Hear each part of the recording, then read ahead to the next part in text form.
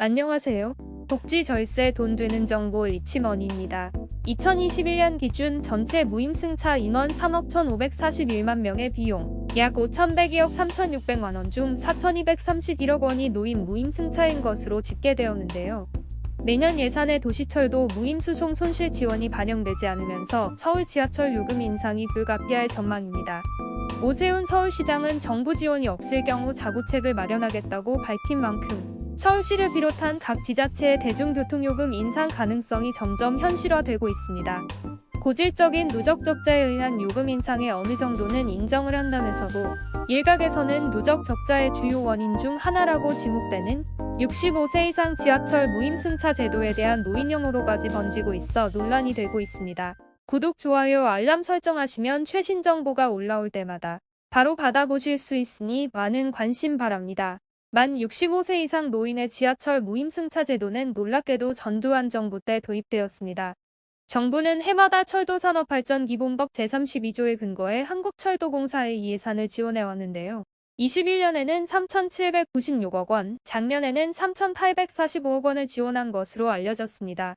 작년 말 국회 국토교통위원회가 지자체 몫을 더해 이 예산을 7,564억 원으로 증액시켰으나 본회의 예선 정부가 한국철도공사의 손실보전비로 편성한 3,979억 원만 통과된 것으로 밝혀졌습니다.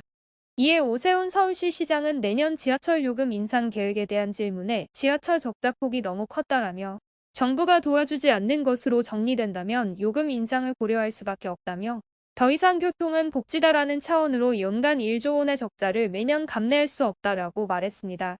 실제 무임승차로 인해 발생한 손실로 21년에만 5천억 원을 넘었는데요.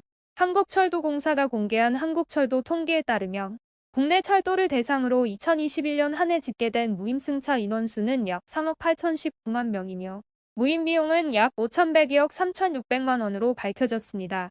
이 중 노인 무임승차 인원은 3억 1,541만 명, 무임 비용은 4,231억으로 가장 큰 것으로 나타났는데요. 이처럼 노인이 무임승차의 대다수 비율을 차지하는 가운데 일각에서는 요금 인상으로 인한 질책의 화살을 노인에게 돌리고 있습니다. 인터넷 공간에서 일부 온라인 사용자들이 잇따라 혐오 표현을 표출하면서 이를 우려하는 목소리 또한 커지고 있습니다.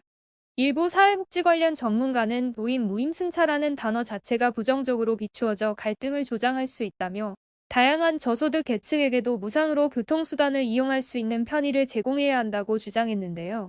일부 누리꾼은 이 의견에 대해 고질적인 대중교통 적자를 줄여 시민들 부담을 줄일 방법을 생각해야지 오히려 더 가중시켜 일반 시민들의 어깨를 더 무겁게 한다고 비난하며 갈등은 더 고조되는 모양새입니다.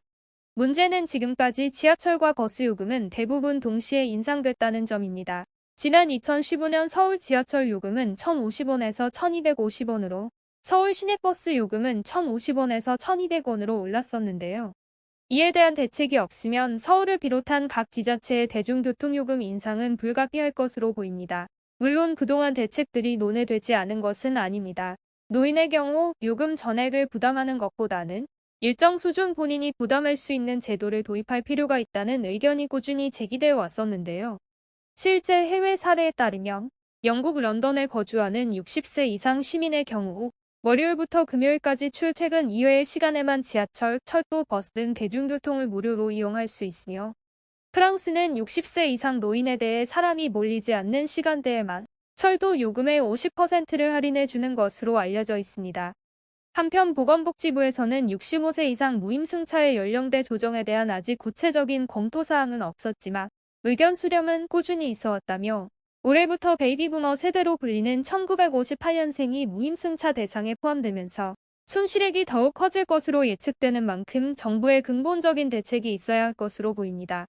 우리나라 70년도와 80년도를 이끌어 오신 선배님들의 노력과 결실은 존중받아 마땅합니다.